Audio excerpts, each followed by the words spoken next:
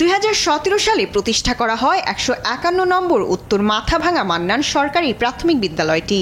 2023 সালে বিদ্যালয়টি পদ্মার ভাঙনের ঝুঁকিতে পড়ে। তখন পানি উন্নয়ন বোর্ড বালু ভর্তি জিও ব্যাগ ফেলে ভাঙন ঠেকানোর চেষ্টা করে।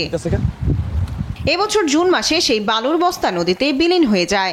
বিদ্যালয় ভবনটি ভাঙনের মুখে পড়লেই গেল 4 সেপ্টেম্বর থেকে বিদ্যালয়টিতে পাঠদান কার্যক্রম বন্ধ করে দেয়া হয়। দ্রুত নতুন স্কুল ভবন নির্মাণ ও স্থায়ীভাবে নদী ভাঙন রোধে কার্যকর ব্যবস্থার দাবি জানিয়েছে শিক্ষার্থীরা। আমরা স্কুল ভেঙে নিয়েছে, তাই আমরা একটু লেখাপড়া করতে পারি না। আমাদের স্কুলটা নদীতে ভাঙা লেগে গেছে, আমরা পড়ালেখা করতেই না, থেকে আমরা নতুন স্কুল চাই। দ্রুত ব্যবস্থা না নিলে আশপাশে শতাধিক বসতবাড়ি ভেঙে পড়বে বলে আশঙ্কা স্থানীয়দের। এখানে একটি প্রাথমিক বিদ্যালয়, আর কোনো প্রাথমিক বিদ্যালয় নেই। গত কয়েকদিন আগে এই বিদ্যালয়টি নদীগর্ভে বিলীন হয়ে যায়। সরকারের কাছে আকুল আবেদন এবং দাবি আমাদের কাছে কাটায় যাতে একটা টেকসই এবং স্থায়ী ভেরিবাদ নির্মাণ করা হয়।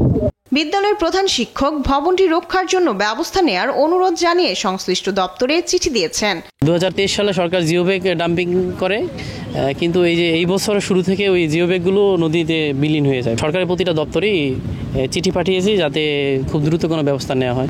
পানি উন্নয়ন বোর্ড জানিয়েছে ভাঙন রোধে নেওয়া হচ্ছে জরুরি ব্যবস্থা আর দ্রুত অস্থায়ী স্কুলের কার্যক্রমের ব্যবস্থা নেওয়ার আশ্বাস দিয়েছেন জেলা প্রাথমিক শিক্ষা কর্মকর্তা। ভাঙন থেকে রক্ষার জন্য আমরা আমাদের যে একটা আছে যে মেইনটেন্যান্সের বাজেট, সেই মেইনটেন্যান্স বাজেটে 9.5 কোটি টাকা আমরা বরাদ্দ চাহিদা প্রেরণ করেছিলাম।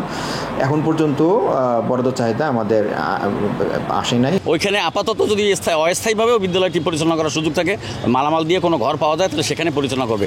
নদী ভাঙনের কবল থেকে প্রাথমিক বিদ্যালয়টি রক্ষায় কার্যকর পদক্ষেপ নেবে সংশ্লিষ্টরা, এমনটাই প্রত্যাশা স্থানীয়দের। শায়লা খান, নিউজ ডেস্ক, দেশ টিভি।